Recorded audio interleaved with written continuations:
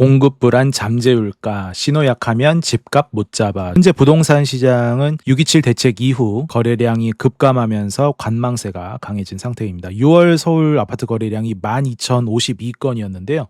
지난달인 7월에는 4,177건으로 급락을 했습니다. 집값 오름세도 더불어서 꺾였고요. 정부가 검토하는 공급 방안은 이제 3기 신도시 신속 조성, 유휴부지 개발, 국공유지 활용, 공공주택 개발, 지분적립형 이익공유형 공공주택 공급, 재건축 재개발 인허가 단축 등입니다. 특히 도심 내 유휴부지 개발이 가장 빠르게 추진될 수 있는 방안으로 꼽히면서 서울시는 재건축 재개발 사업 기간을 평균 18년 6개월에서 13년으로 줄일 계획이라고 하네요.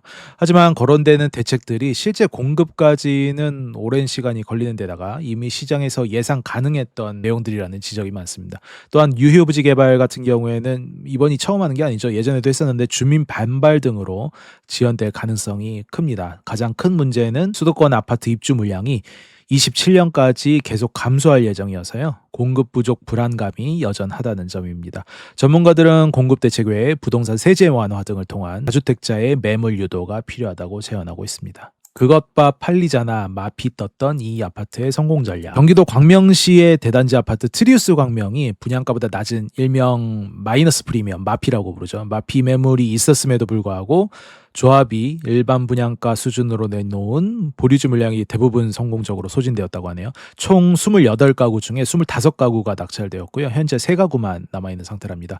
조합은 올해 5월부터 4차례에 걸쳐서 보류주 매각 입찰을 진행을 했는데요. 최저 입찰 기준가는 모두 일반 분양가 수준으로 책정을 했다고 하네요. 상대적으로 가격이 저렴한 소형 평형은 1, 2차 매각에서 모두 팔렸고 전용 8사도 꾸준히 소진되었고 현재 남아있는 3가구는 모두 이제 전용 102제곱미터짜리인데 유찰이 되기는 했지만 조합은 동일한 조건으로 5차 매각을 진행할 예정이라고 합니다. 아까도 말씀드렸다시피 지난 3월, 4월 마피 매물이 대량으로 쏟아졌던 곳인데요. 최근에 이러한 급매물들이 소화가 되면서 일반 분양가 수준의 가격에도 매수하려는 수요가 존재한다는 것을 보여주면서 시장에 긍정적인 신호를 보냈습니다. 6.27 대책 후 거래 절벽, 강남 3구 버텼고 성동 마포 동작 무너졌다. 거래 절벽이라고 부를 정도로 감소되었는데요. 지난 6월 달에는 12,033건이 거래가 됐는데 한 달 뒤인 7월에는 4,110건만 거래가 돼서 66%나 급감을 했다고 합니다. 지역별로 보면은 강남 3구와 용산구는 거래량 감소폭이 서울 전체 평균보다는 적었고요. 근데 이제 그 이유를 보아하니 이제 이 지역들은 원래 토지거래 허가제가 이미 적용 중이었고 현금 부자 시장으로 재편이 되면서 대출 규제의 영향을 상대적으로 좀 덜 받았다는 분석입니다. 반면에 성동 마포 동작구는 거래량이 80% 이상 급감하면서 가장 큰 타격을 입었습니다. 이들 지역이 이제 보통 맞벌이 하시는 분들이나 내 집 마련을 위한 실수요가 많았던 곳이고요. 13억에서 15억 원대 아파트를 대출 없이 매수하기는 현실적으로 어렵다 보니까 거래가 급감한 것으로 해석이 됩니다. 미 대사관 국제빌딩 코드 적용 요구에 용산 아세 아파트 올해 분양 불발. 용산의 핵심 입지에 위치해 있어서 많은 기대를 모았던 아세 아파트의 올해 분양이 사실상 어려워졌습니다. 주한미국 대사관이 대사관 직원 숙소로 사용될 150가구에 대해서 미국 건축물 기준인 국제 빌딩 코드 준용 등 까다로운 설계 변경을 요구했기 때문이라고 합니다. 이 국제 빌딩 코드라는 게 공공보건, 안전, 복지 등에 중점을 둔 국제 통합 건축 기준이라고 하네요.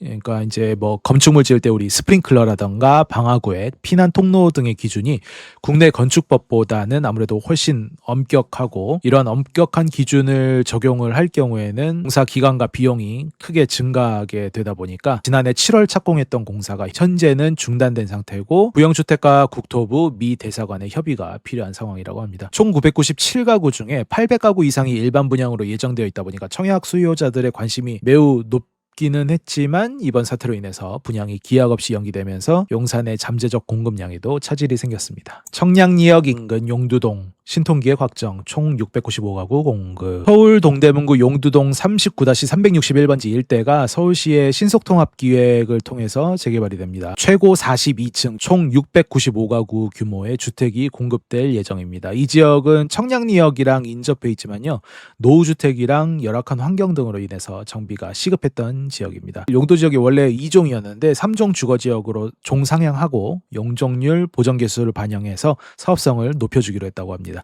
서울시는 동대문구와 협력해서 정비계획 입안부터 조합 설립 등 후속 절차를 전폭적으로 지원하며 사업 추진에 속도를 낼 방침이라고 밝혔습니다. LH가 땅 장사를 멈추면 아파트값이 안정될까?